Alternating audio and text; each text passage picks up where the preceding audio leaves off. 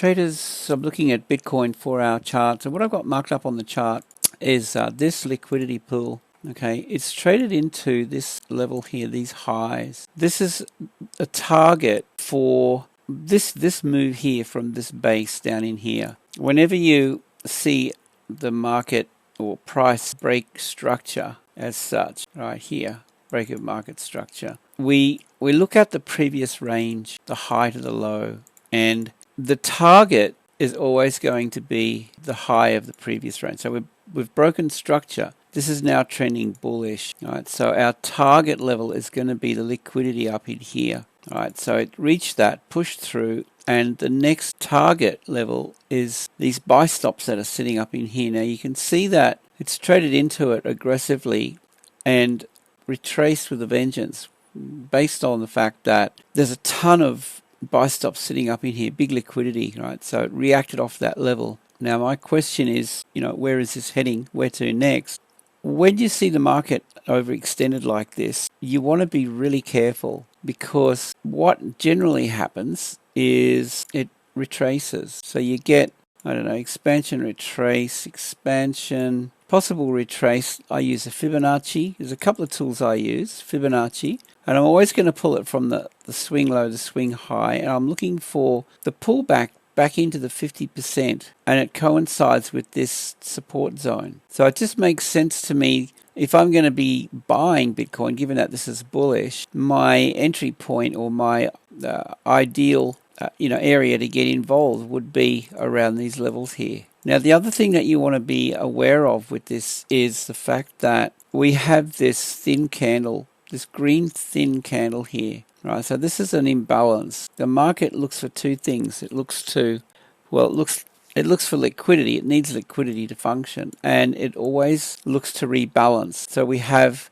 this bullish imbalance, this one-way trading, okay, through here. That's a target, and on this time frame, we also have this imbalance down in here. That's a target. Just be a little bit careful, because we know that Bitcoin can be incredibly volatile. All right, just don't be surprised. For example, let's look at the volatility here. It's trending nicely. We get these really nice looking, expansion, retraction opportunities to buy. And then they hit you with that lower high, lower low. And then what?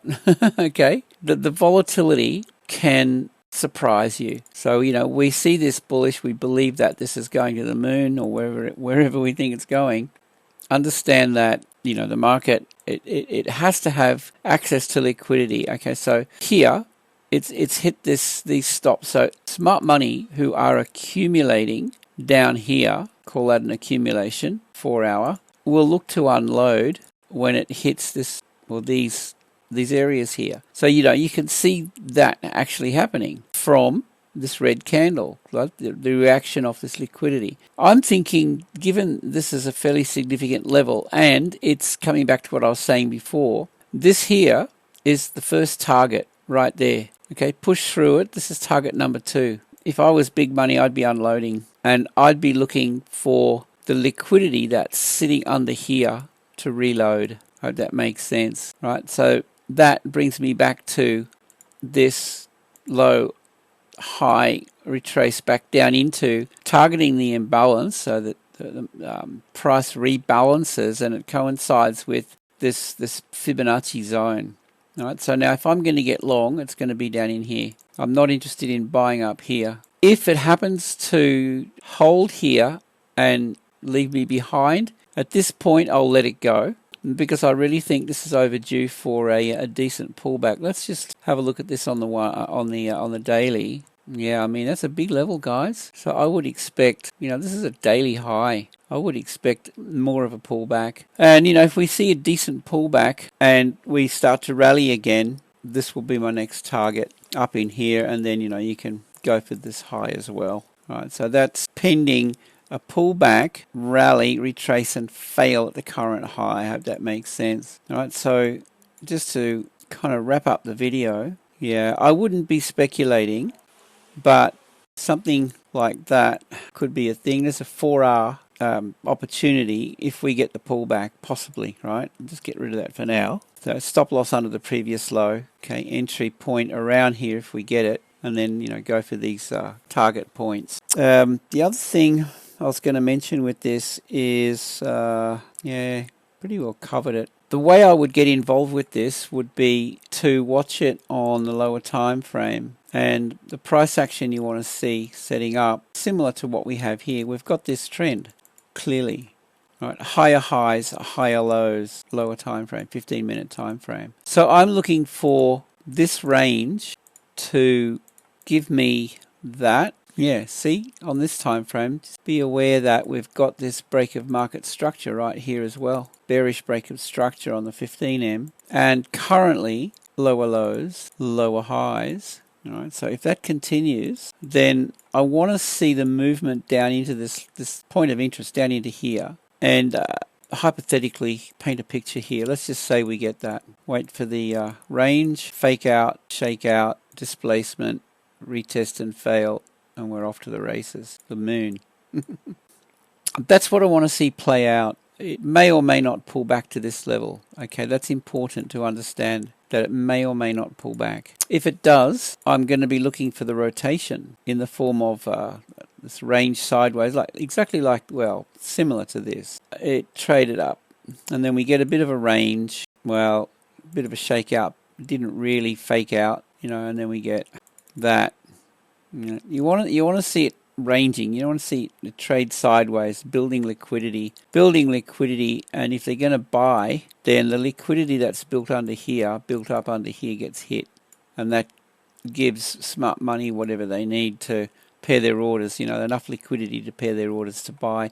We're talking accumulation and distribution levels. So this is a typical accumulation pattern. So my take on Wyckoff in a very brief and how do I say, simple form. But look for that, guys. That's the kind of thing. Now, this could happen here. It could happen up in here.